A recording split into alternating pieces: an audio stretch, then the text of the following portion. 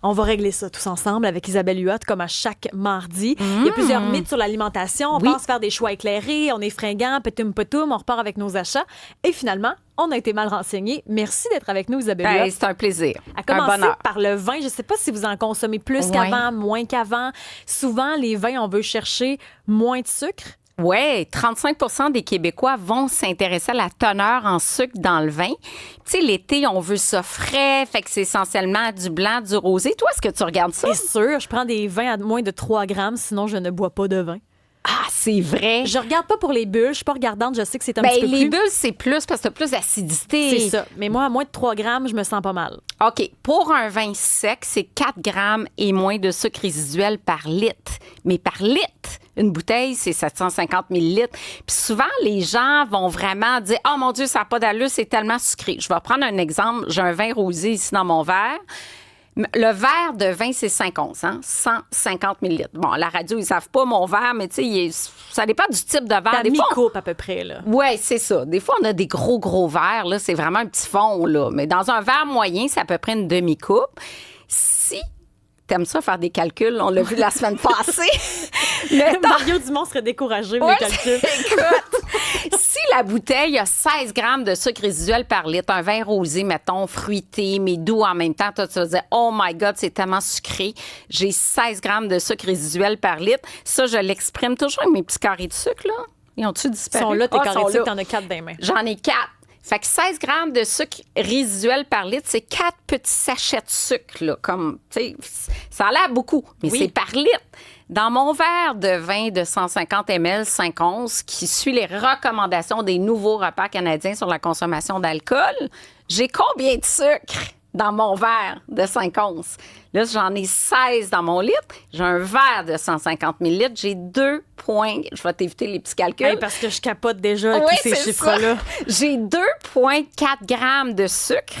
Donc, dans le fond, j'ai un demi carré de sucre dans mon verre de vin qui, selon les critères là, de la SAQ, il est demi-doux. 3e échelle, sec en bas de 4 grammes, demi-sec en bas de 12 grammes, demi-doux en bas de 50 grammes. Tu sais, les sauternes, tout ça, c'est souvent beaucoup plus que ça. Ce qu'on comprend, donc, c'est qu'il ne faut pas paniquer quand on voit ça, 16 grammes un litre. Faut pas paniquer. Moi, j'aime les vins secs par goût.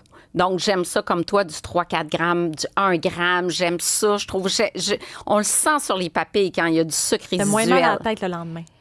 Bien, c'est plus l'alcool qui fait une différence. Là, la tendance, c'est vraiment de diminuer l'alcool. Hein. On voit beaucoup des seltzers qui sont de l'eau pétillante, aromatisée, faiblement alcoolisée, du 4-5 degrés d'alcool. Les vins à 15-16, comme moins tendance, on aime des vins plus légers. Puis j'ai un exemple ici, j'ai le Svelte. Bon, le Svelte, là, j'ai 7 % d'alcool. Donc, très, très léger en alcool. C'est sûr que si tu donnes ça à un sommelier, c'est pas le vin qui va avoir les meilleures cotes.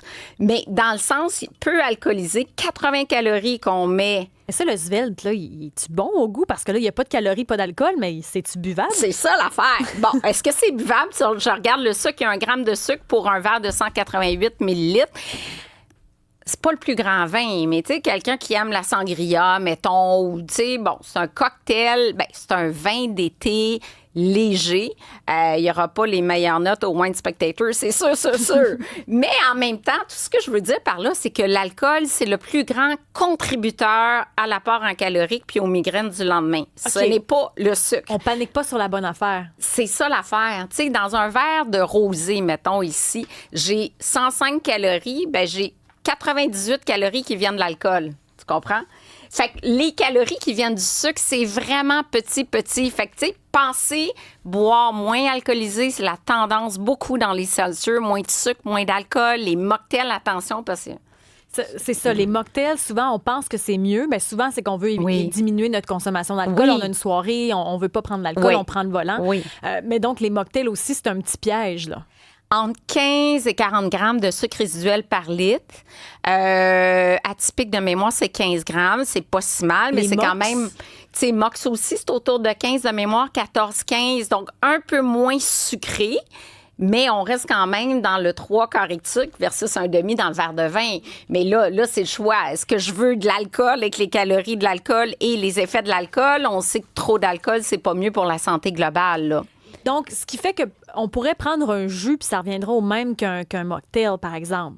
Oui, dans bien des cas, puis c'est drôle parce que je cherche beaucoup des vins désalcoolisés, puis il y en a un qui vient de gagner plein de prix, le Moderato en Europe, un vin français. Mais là, on est plus dans le 25-26 grammes de sucre résiduel par litre. Fait que c'est quand même moins pire qu'un jus, mais reste qu'au goût. Moi, je trouve la bière sans alcool reste dans les meilleurs choix. J'en ai apporté ici parce que j'ai été étonnée de voir qu'il y a, 0% d'alcool et non 0,5. La Corona et source de vitamine D. C'est-tu vrai, ça, ou c'est du marketing? Bien, c'est ça, je me suis dit, il me semble que ça se peut pas mettre de la vitamine D dans la bière. Ben oui, ils ont additionné de la vitamine D pour en rencontrer 30% des besoins. On s'entend qu'on pourrait pas faire ça dans une boisson alcoolisée. Tu sais, bois ton petit verre pour aller chercher ta vitamine, c'est comme un non-sens. Mais quand même, ils ont dû faire ça pour vendre un petit peu plus de Corona. Oui, mais c'est spécial parce que tu bois de la Corona surtout l'été. Tu sais, il me semble que c'est rafraîchissant. Tu es déjà exposé au soleil, tu synthétises déjà naturellement de la vitamine D durant l'été. C'est un peu bizarre. Mettons, c'est pas le meilleur aliment. Là. On ne sait pas ce qu'on achète. C'est peut-être pour ça. T'es mieux un verre de lait si tu veux ta vitamine D. Ah!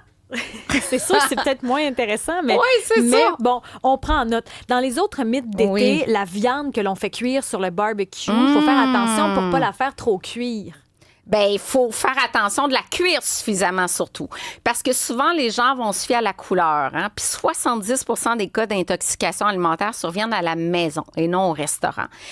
L'été, une des principales erreurs qui arrivent, c'est vraiment, la contamination croisée. Genre, t'apportes tes galettes de burger crues sur une planche, tu fais cuire et tu remets ta galette cuite sur la planche. S'il y a présence de E. coli, par exemple, qui est un type de bactérie qui peut être mortelle, là, qui peut amener vraiment une intoxication alimentaire très, très, très sévère, il n'y en a pas tout le temps, mais s'il y en a dans la viande hachée, puis tu la détruis uniquement par la cuisson, bien là, tu remets sur ta viande crue la planche, oublie ça. Là. Fait que ça ne fonctionne pas du tout. Donc, il faut faire cuire suffisamment, mais éviter la contamination croisée. Tu sais, légumes, viande, je vois tellement de gens qui font ça. Ah ouais, hein? Surtout femmes enceintes, allaitantes, personnes âgées, particulièrement fragiles, donc à surveiller. Puis, il faut atteindre une température interne. Fait que, tu sais, c'est pas juste la couleur, là. Fiez-vous pas à la couleur. Un petit thermomètre, 71, je l'ai écrit, je pense que c'est 71 degrés Celsius, 160 degrés Fahrenheit, là, la température à atteindre. Puis, donc, ça, c'est pour les viandes, que ce soit bien cuit, mais ici, c'est écrit faire calciner sa viande sur le barbecue. Attention. Ça, oui, t'as raison. Oui, parce que tu dégages des benzopyrènes, des amines hétérocycliques qui sont des composantes associées à différents types de cancers, dont le cancer du côlon. Et donc, la viande calcinée, on enlève ça, ces parties-là calcinées. On fait bien cuire pour les intoxications, mais à chaque fois que c'est calciné, c'est pas bon pour la santé, notamment pour le risque de développer un cancer. Un petit truc, on fait mariner la viande dans un élément acide. Ça va aider à réduire ces composantes-là. On mange plein de légumes. La vitamine C va aider aussi à contrer un peu ces molécules-là instables. Mais quand on fait des brochettes de poulet, par exemple, il y a des poivrons, là, communément appelés des bons piments. C'est déjà mieux. Mais sauf que les piments, souvent, vont brûler. Là. Oui, les piments, oui, mais c'est plus la viande qui est nocive. Mais tout aliment brûlé, tu as raison, c'est pas si bon que ça. Mais la viande est encore pire. Okay. Il y a une réaction de Maillard qui se produit entre les protéines et les sucres dans la viande qui pourrait induire des composantes qui sont néfastes aussi. Il y a aussi la marinade, la façon de gérer la marinade. Oui, bien la marinade, c'est très bon, mais à chaque fois qu'il y a du gras qui coule puis qu'il y a les flammes là, s'élèvent pour enrober la viande dans la fumée, bien, c'est là où on a des amines hétérocycliques qui sont dommageables aussi pour la santé. Fait que dès qu'on voit là, que il y a un retour de fumée puis tout s'enflamme, mais c'est une question de fréquence. C'est quelqu'un qui mange du barbecue tous les jours. OK, c'est peut-être problématique, mais si tu en fais juste le samedi soir, c'est vraiment une fréquence de consommation en alimentation. Quand il y a un risque, les nitrites, les colorants, on va en parler. Quand il y a un risque, j'en consomme-tu tous les jours ou c'est l'exception ou c'est de temps en temps que ma viande est carbonisée? T'sais? Ici, dans les autres mythes, là, la marinade crue pour arroser une viande cuite, qu'est-ce que tu veux dire? Ah, ben mettons que tu prends ton poulet, il est mariné, puis là, tu prends ton poulet cru, il est mariné dedans, tu utilises ta marinade, tu l'as pas fait bouillir et tu arroses ta viande qui est cuite après. Fait que ta marinade, mettons qu'il y a de la salmonelle, puis que là, elle était bien bonne, ma marinade. Bon, là, tu dis au gingembre, peu importe, j'en rajoute sur mon poulet cuit. Mais la marinade, si tu l'as pas fait bouillir, la salmonelle est peut-être dedans, là. Donc, c'est parce qu'on a des fois la tendance de prendre du poulet cru, on le met dans notre pot de marinade déjà fait. C'est ça qu'il faudrait pas faire. Il faudrait badigeonner plutôt. Ben, badigeonner. Je voulais vraiment mettre ce mot-là quelque part cet été, c'est fait. Ah, c'est ça. Badigeonner. Tu remets pas ta marinade crue là, dessus, là. OK. Ça, c'est les mythes qu'on voit finalement souvent. Oui. Puis les boissons de réhydratation. Ça a l'air que c'est pas si le fun que ça pour s'entraîner.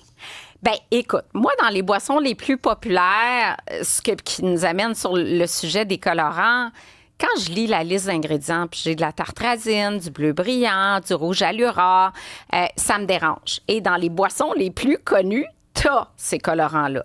Fait que si tu veux une boisson plus naturelle, tu peux la faire maison. Jus d'orange qui contient naturellement du potassium. T'as ton eau pour hydrater. Tu mets une pincée de sel. Une boisson maison ou encore une boisson de type Maple Tree qui est fait au Canada à base d'eau d'érable qui a naturellement du potassium qui rajoute du sodium. Mais c'est vrai que, par exemple, la boisson avec du jus d'orange est un peu moins excitante que quand on voit un Gatorade au dépanneur, là, jaune. Oui, bien jaune, c'est ça. C'est les colorants qui me dérangent. Je pense qu'on en consomme beaucoup trop. Ça fait partie des additifs autorisés par Santé Canada. Il y a une grande vague aux États-Unis de bannir les colorants. Quand on a des colorants qui sont acceptés ici puis interdits aux États-Unis ou en Europe, on se pose des questions. C'est parce qu'on n'est pas assez sévère au Canada? Ou? On n'est pas assez sévère. Puis, tu vois, j'ai comme 2 boîtes de céréales devant moi. Là. J'en ai une... Les Fruit Loops, les Lucky Charms. Ouais. On va y nommer. C'est ouais, c'est ça. Fait que les Fruit Loops ont fait l'effort de modifier leur liste d'ingrédients. Au lieu des colorants artificiels, on voit jus de melon d'eau, on voit, tu sais, curcuma. Fait que ça me plaît. Mais ça reste une céréale qui a 14 grammes de sucre. Les Lucky Charms, rouge allura, tartrazine, bleu brillant, arôme artificiel, jaune soleil, pas mal moins intéressant dans la liste d'ingrédients. Et un peu moins de sucre, 12 grammes. Mais tu sais, ceci dit, ça reste une céréale sucrée, les Fruit Loops. Bravo pour l'effort d'avoir modifié la liste d'ingrédients, mais ça n'en fait pas une céréale santé. Mais les colorants, justement, là, ce matin, justement, il y avait... l'agence de presse là, qui disait que les retraits de colorants artificiels pour Kraft et les Skittles, donc les jujubes, pour Donald Trump, c'est une victoire. Mais les nutritionnistes ajoutent un bémol. Pourquoi il ne faut pas se réjouir tant que ça? Bien, moi, je trouve que c'est un bel effort, mais ça n'en fait pas, puis on a le meilleur exemple devant nous. Ça n'en fait pas un aliment santé par excellence. Ça fait un aliment qui reste trop sucré, puis que je voudrais pas donner à mes enfants, ou le moins souvent possible. Fait que c'est par définition, si tu dis sans colorant artificiel, puis que l'aliment est sucré, riche en sel, riche en gras saturé, c'est pas la définition de... On s'attaque pas aux bonnes affaires, mais ceci dit, c'est un pas dans la bonne direction. Tu sais, dans le craft dinner, c'est du curcuma maintenant, c'est plus de la tartrazine. Les colorants jaunes sont associés à l'hyperactivité chez les enfants. Très, très, très controversé. Puis surtout, qu'est-ce que ça sert un colorant? Ça rend l'aliment appétissant, point final. Il n'y a aucune vertu. On peut-tu, comme consommateur, s'attendre à des céréales aux couleurs moins vives? On peut-tu prendre un Gatorade qui n'a pas de colorant, il est transparent? Mais s'habituer à ça. Du marketing, j'imagine que parce qu'ils mettent du orange, du bleu, ça se vend plus. C'est probablement pour ça qu'ils font. C'est ça. On a notre effort à faire aussi. Mais c'est vrai. L'industrie fait des efforts, mais il faut suivre le courant. C'est quoi les impacts sur la santé? Bon, tu disais le jaune, des fois, c'est l'hyperactivité, mais les autres colorants d'en consommer parce qu'on en met, là, on met du Mio dans notre eau. Mon Dieu, oui. C'est quoi l'impact des colorants alimentaires? Les plus controversés, bleu brillant, rouge allura, tartrazine, jaune soleil, il y en a une dizaine de synthétiques, puis tu as d'autres colorants autorisés qui sont plus naturels, comme le curcuma, le rouge de betterave, le rocou, ça vient des insectes, c'est plus naturel. On soupçonne peut-être un lien avec certains types de cancers et surtout l'hyperactivité, des troubles cognitifs. Donc, c'est encore des hypothèses, des pistes exploratoires, mais dans le doute, pourquoi on consommerait du colorant? C'est une bonne question, ça. Moi, je pense qu'on se fait vraiment avoir par notre petit enfant intérieur là, qui aime les couleurs. Là. Je pense qu'il y a ça. Rapidement, il y a Marc Denis qui nous dit pourquoi au Québec, on doit manger de la viande bien cuite, mais aux États-Unis, ils recommandent de manger des burgers médium saignants. Ah, les burgers, jamais. Hey, c'est drôle, ça. Parce qu'un tartare, c'est différent. Hein? Parce que quand tu as une viande hachée, puis que si en surface tu as du E. coli, quand tu haches la viande, elle va rentrer à l'intérieur de la viande. Quand tu prends une autre pièce, dans le cas d'un tartare, par exemple, de bœuf, ça, il n'y en a pas de problème. Une viande de qualité. Mais aux États-Unis, de recommander juteux, saignant à proscrire. Je dirais surtout dans des groupes au système immunitaire plus fragile, là, justement, les personnes âgées, les jeunes enfants, j'irais vraiment, vraiment pas là. Il y a Kelly, elle, qui nous suggère un coco cognac pour un drink. Oh! Elle nous dit fait avec du lait et de la glace. Bon, en terminant. Isabelle Huot, merci beaucoup. Merci, on se reparle Isabelle. la semaine prochaine. Avec si vous avez plaisir. des recommandations, des suggestions, vous voulez qu'Isabelle vous éclaire sur quoi que ce soit, vous écrivez à isabelle@cube.ca. Merci Isabelle. Avec